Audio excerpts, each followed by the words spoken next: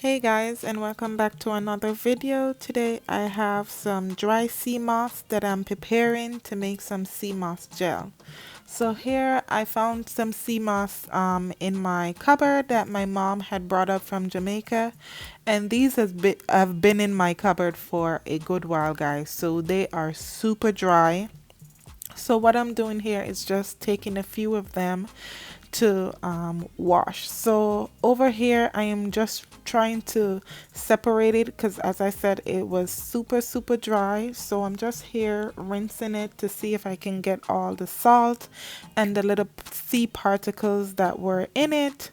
So I decided to use tap water instead of spring water here because it was so dry, guys. I didn't want to use, because I only bought 2 gallons of spring water, and I didn't know if it would be able to wash everything and soak it. So I went ahead and tried to get most of it out using the tap water, and it was really dry. Like, I've never seen sea moss look like this. So I continued just washing, removing, washing, removing to get all the particles out. And there was a lot of sand and dirt, so guys, I just had to do this many times. Even though it's looking like I went over it a little bit, I was here for a good amount of time. And the more I ran it under room temperature water, the softer it got. So it loosened up quite a bit, so I was able to get most of it out. And as I said, there was a lot of particles and sand. You can see right here a whole lot of sand, so I had to do a lot of washing with this sea moss.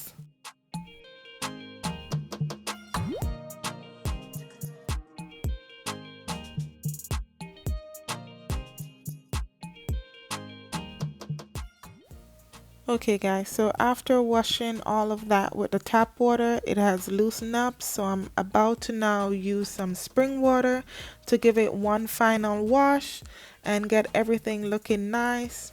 And then after this, I'll just put some more spring water in there and have this soak in my refrigerator for overnight. I just decided to leave it for a day in my fridge just because it was so hard instead of just a couple of hours. So I'm just gonna fill this with some spring water, cover it with some wrap, and then just let it stay in my fridge until the next day.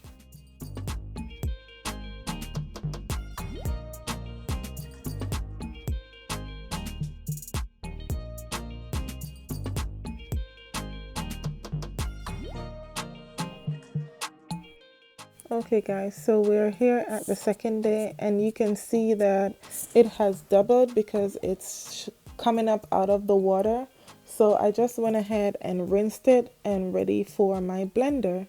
So I was over here, guys, doing a measurement to see if I could get like 2 cups and like 1 cup of water, but then after a while I was like, forget it, I'm just gonna add what I want. But here I just kept adding water, and I think I put too much water in here, and I went in to add some more, but I guess I still didn't add enough because in the end this one came out quite a bit runny than what I wanted. So I just didn't bother to add anything to it because I had a second batch that I was gonna make. And as you can see, this one, I tell you, it's runny, so I just decided to leave it like that. And so I decided to now make the second batch, the remainder, with less water. I think I just add 1 cup of water to this one and blended it, and you will see the difference with the two. So that's my runny batch. And then now this is my second batch that's looking way thicker.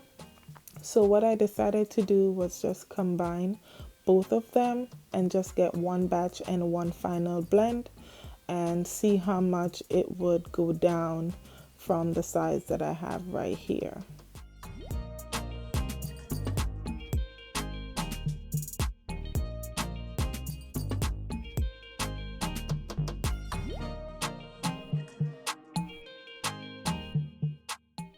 Okay guys, so here I have my final blend. So this is what the texture is and how it's looking. I know it's a bit runny right now, but it will thicken up when I put it in the fridge for another day. So this is what I came out with. I love the consistency. I love how it is. I know I have to store it in my fridge, so I'm just pouring it in a jar and then we'll go from there guys. This is how I prep for my sea moss gel.